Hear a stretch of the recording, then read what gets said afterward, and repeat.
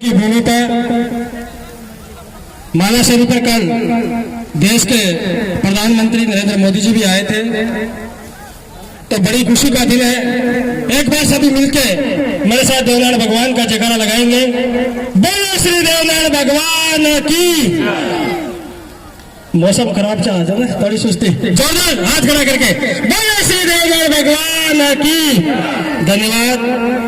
आज के इस कार्यक्रम के मुख्य अतिथि हम सबकी लाडली, जिन्होंने इस बोली और बाबरवास की दिशा और दशा पिछले 4 साल में बदल के रख दी, विकास की देवी बड़ी बहन इंदिरा मीणा जी, उनके साथ में पधारे हुए बड़े ब्लॉक के नवनिर्वाचित अध्यक्ष भाई, मेरे बड़े भाई तुलसीराम जी गुर्जर साहब, देवनारायण बोर्ड के अभी जिला के सदस्य बने गिरिराज जी एडवोकेट साहब, मेरे साथी जोलंदा सरपंच भाई विजेंद्र जी, भाई पिंटू जी, जिला परिषद सदस्य बाबूलाल जी नानतोड़ी जी, मुकेश जी, प्रताप बना जी, मंचासीन सभी अतिथिगण, ज्यादा सभी का नाम लूंगा, समय कम है। सम्मानित मंच और इस देवनारायण मंदिर ट्रस्ट के अध्यक्ष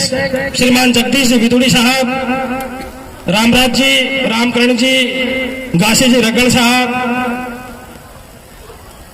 सभी ट्रस्ट के सम्मानित सदस्य रतिराम जी डोई साहब, हंसराज जी लावड़ा साहब, सबसे पहले तो मैं आप सभी को बहुत बहुत धन्यवाद देना चाहूंगा कि आपकी मेहनत और लगन से आप हर साल ये लकी ये भव्य मेले के इस आयोजन को आप संभालते हो। इस बार जब मैं मंदिर पर गया तो मंदिर का जो विकास जो मैंने देखा, मेरा दिल भी खुश हो गया, क्योंकि मैं आपका हूँ, आपके इस क्षेत्र का हूँ, आपके बोले का हूँ, आपका बेटा हूँ, आपका भाई हूँ। और मैं भी चाहता हूँ चाहे मैं पूरा राजस्थान घूमूं और वहां जाके मैं 5 लाख 10 लाख 20 लाख की घोषणा करके आऊं, नहीं, दिया तले अंधेरा नहीं। सबसे पहले अगर मेरे लिए सबसे ज्यादा अगर विकास हो तो मेरे बोली तहसील के अंदर भगवान श्री देवनारायण जी का जो मंदिर है घाटा दिनवाड़ी पे, यहाँ सबसे ज्यादा विकास हो, ये मेरी इच्छा रहती है।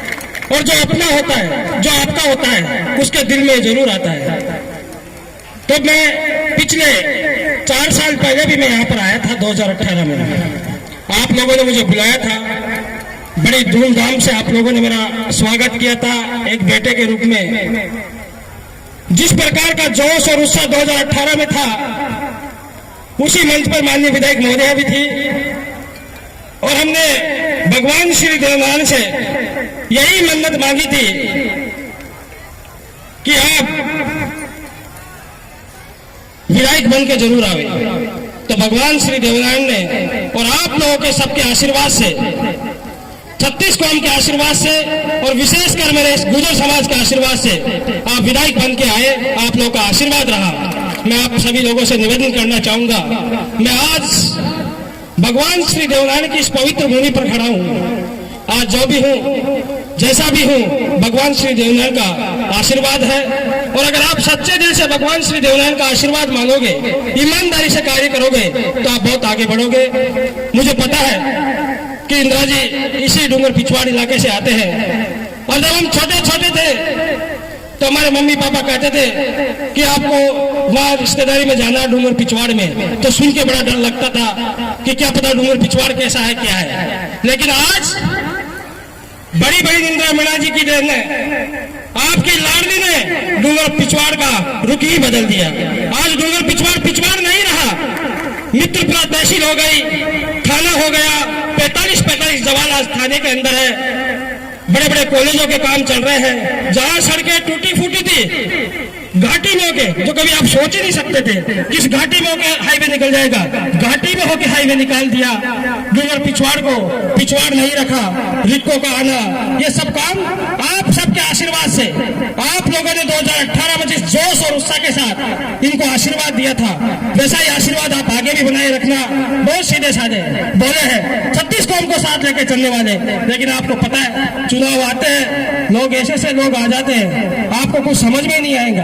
आप इनको तुरंत समझ जाओगे, क्योंकि आपने 4 साल में देखा होगा।